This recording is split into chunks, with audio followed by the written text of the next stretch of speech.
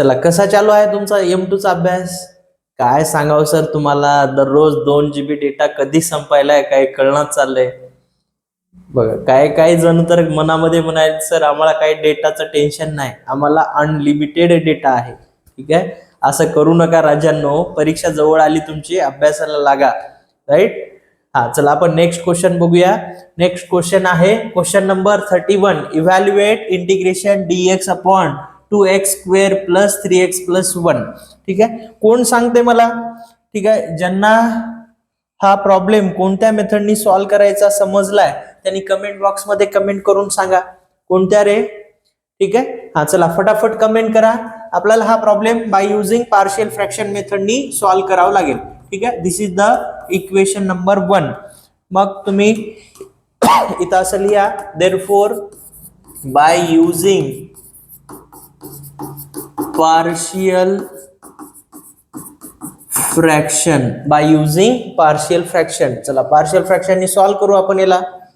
1 upon 2x square plus 3x plus 1. मग काय करायचं बघा, हे 1 अपॉन 3x आहे ना, याला 2x प्लस x लिहिता येते. राईट, याचे चिल्लर करून घ्या. 2x स्क्वेअर प्लस 3x च्या ऐवजी 2x plus x plus 1. Right, मग आता याच्यामधून कॉमन काढा. काय कॉमन काढायचं? 1 अपॉन ह्या दोघांमधून 2x कॉमन काढा. 2x जर कॉमन काढलं तर काय शिल्लक राहते? x शिल्लक राहते. इथून 2x कॉमन काढलं तर फक्त 1 शिल्लक राहते. ह्या दोघांमधून प्लस 1 कॉमन काढा, म्हणजे काय शिल्लक राहते इथं? x plus 1. इथून 1 कॉमन काढलं काही नाही, म्हणजे या ठिकाणी x राहील, प्लस इथून 1 कॉमन काढलं काहीच नाही, म्हणजे 1 शिल्लक राहील. ठीक आहे, बघा x प्लस 1 x प्लस 1 दोन ब्रॅकेट सेम मिळाले. या दोन्हीपैकी एक ब्रॅकेट घ्या. या दोन्हीपैकी एक ब्रॅकेट घ्या. दुसऱ्या ब्रॅकेटमध्ये 2x प्लस 1 लिहून घ्या. 2x प्लस 1 लिहा. राईट, मग आता याला आपल्याला bye using partial fraction solve करायचं आहे. ठीक आहे, बघा कसं सॉल्व्ह करायचं याला. हे 1 अपॉन x प्लस 1, हे 2x plus 1 equals to a upon x plus 1 plus b upon 2x plus 1. Right, ठीक आहे, मग नेक्स्ट सॉल्व्ह करा. याचा बघा, ह्याचा जर तुम्ही LCM घेतलात तर x प्लस 1 येते, हे 2x प्लस 1 येते, आणि ह्या दोघांचा डिनॉमिनेटर काय आहे? सेम. किंवा मी तुम्हाला सॉल्व्ह करून दाखवतो. 1 अपॉन x प्लस 1 हे 2x प्लस 1 इक्वल्स टू हे x प्लस 1 हे 2x plus 1 a into 2x plus 1 plus b into x plus 1. Right, मग ह्या दोघांचा डिनॉमिनेटर सेम आहे, कॅन्सल होऊन जाईल, म्हणजे काय शिल्लक राहील? 1 equals to a 2x plus 1 plus b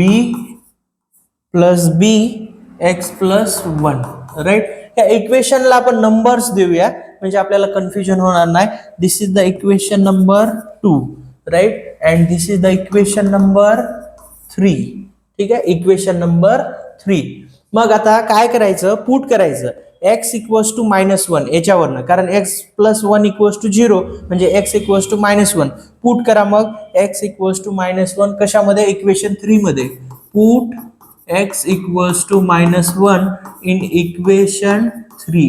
ठीक आहे, इक्वेशन 3 मध्ये x ज्या ज्या ठिकाणी x आहे तिथं -1 ठेवायचं.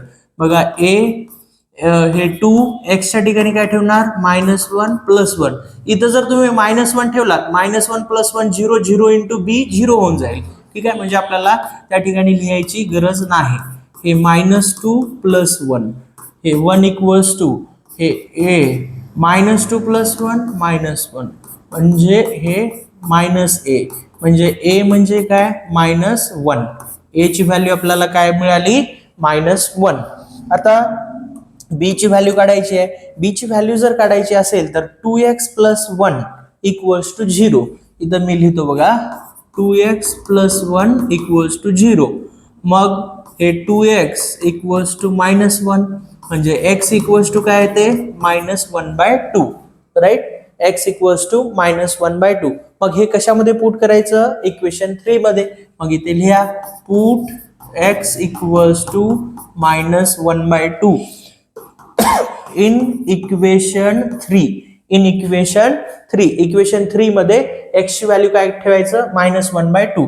बघा हे 1 a इन ब्रॅकेट 2 ह्या ठिकाणी -1/2 हे +1 ब्रॅकेट क्लोज प्लस b हे -1/2 +1, राईट. मग याला सॉल्व करून घ्या. हे 2 कॅन्सल होऊन जाईल, -1 + 1 0 होईल. हे b -1/2 +1 म्हणजे हे 1/2 येईल, राईट. -1 + 1 0, 0 × a 0 होईल. हे 1 इक्वल्स टू b 1/2. 2 इकडे आणा, b × 1 bच येते. 2 जर इकडे आणलं समजा तर b ची व्हॅल्यू आपल्याला 2 मिळाली, राईट. a ची व्हॅल्यू -1, b ची व्हॅल्यू 2 मिळाली. मग ह्या a च्या आणि b च्या व्हॅल्यू याच्यामध्ये ठेवायचं आणि इंटिग्रेशन घ्यायचं, म्हणजे फायनल आन्सर आपल्याला मिळून जाईल. ठीक आहे.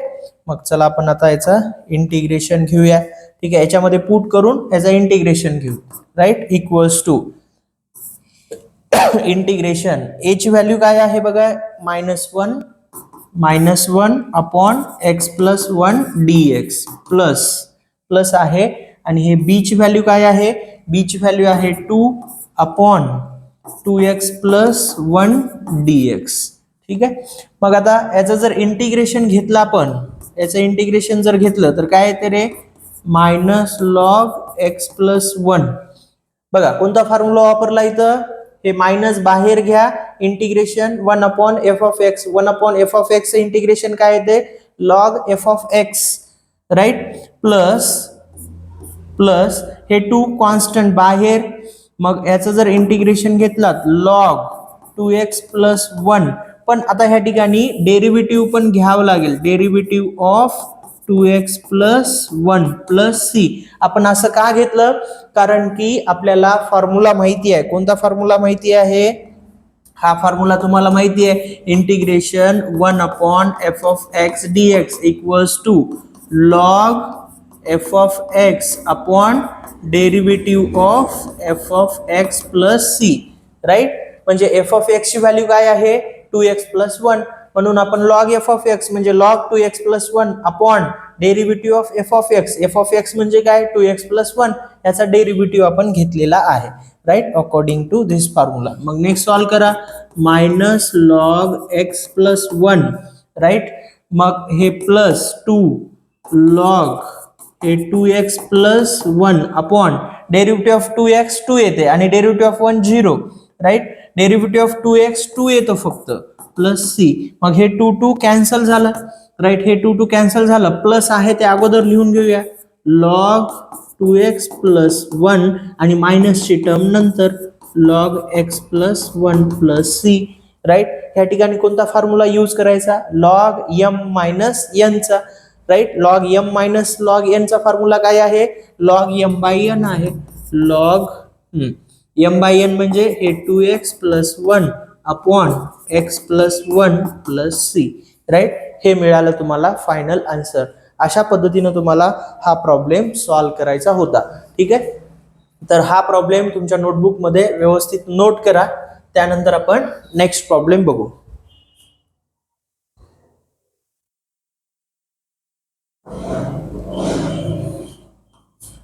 नेक्स्ट बघा, question number 32. Evaluate integration sec² x upon 1 + tan x, first bracket मध्ये, सेकंड ब्रॅकेट मध्ये 2 + tan x × dx. ठीक आहे. तर हा प्रॉब्लेम सुद्धा कोणत्या मेथडनं आपल्याला सॉल्व्ह करायचा आहे रे, बाय युजिंग पार्शियल फ्रॅक्शन मेथडनं सॉल्व्ह करायचं आहे. ठीक आहे. चला सॉल्व्ह करू आपण.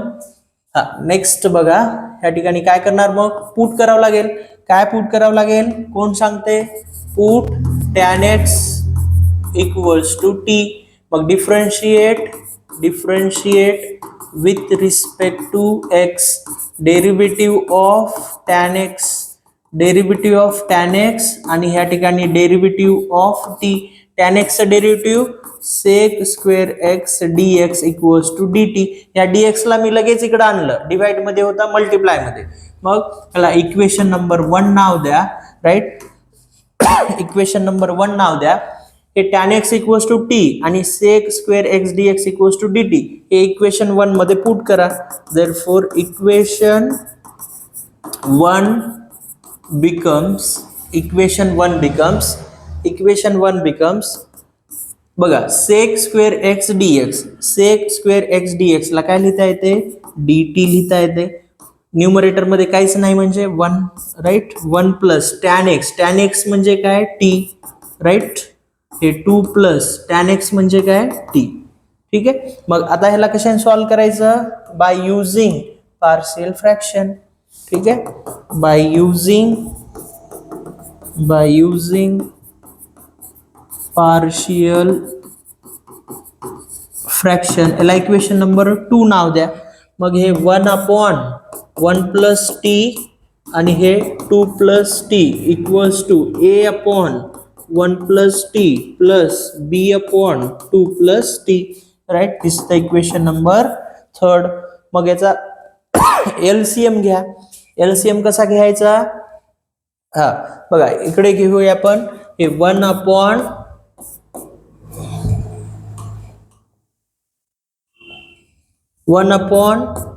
प्लस टी आणि हे 2 प्लस टी इक्वल्स टू, याचा जर एलसीएम घेतला तर हे 1 प्लस टी येते आणि हे 2 प्लस टी येते.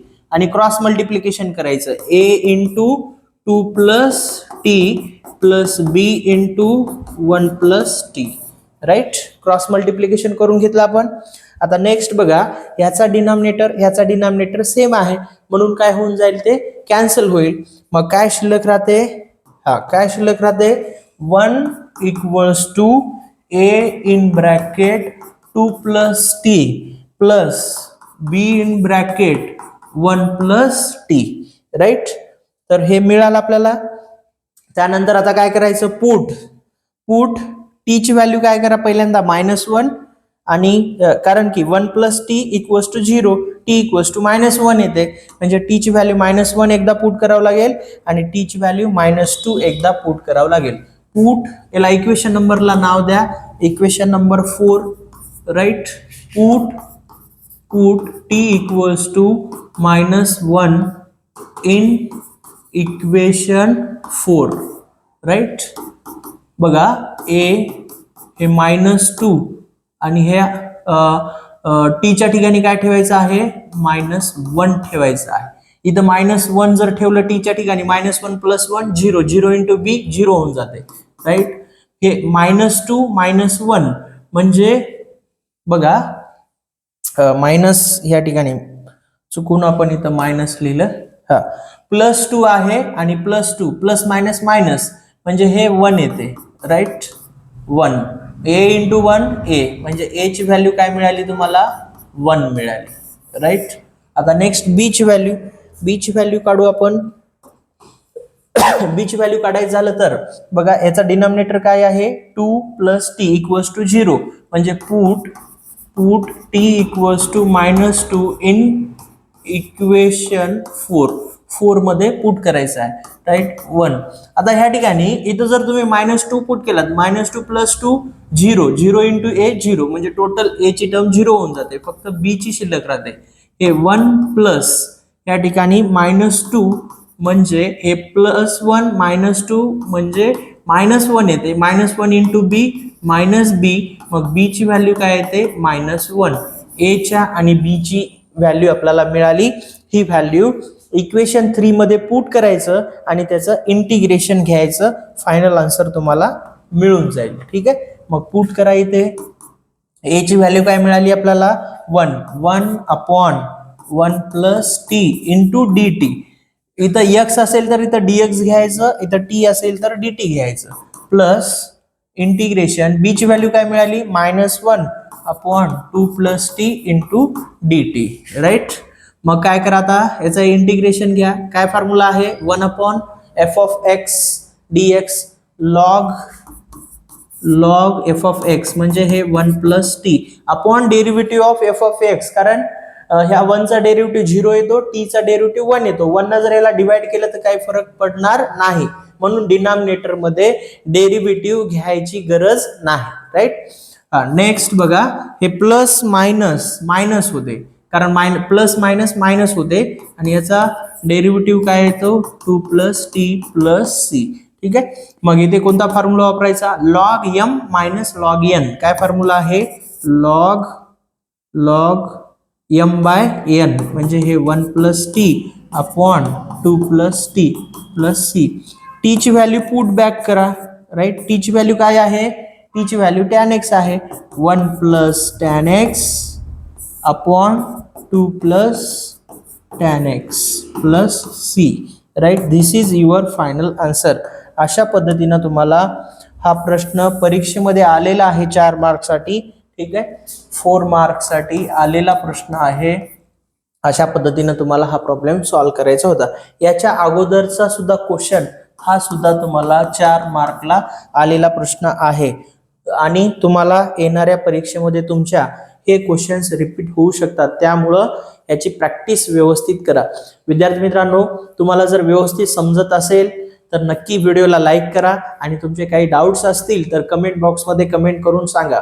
आणि तुम्ही अजूनही आपल्या यूट्यूब चॅनलला जर सबस्क्राईब केलं नसेल तर लगेच सबस्क्राईब करून घ्या.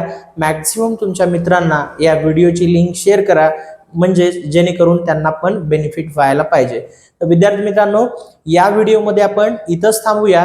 पुन्हा भेटूया नेक्स्ट व्हिडिओमध्ये. तोपर्यंत जय हिंद, जय महाराष्ट्र.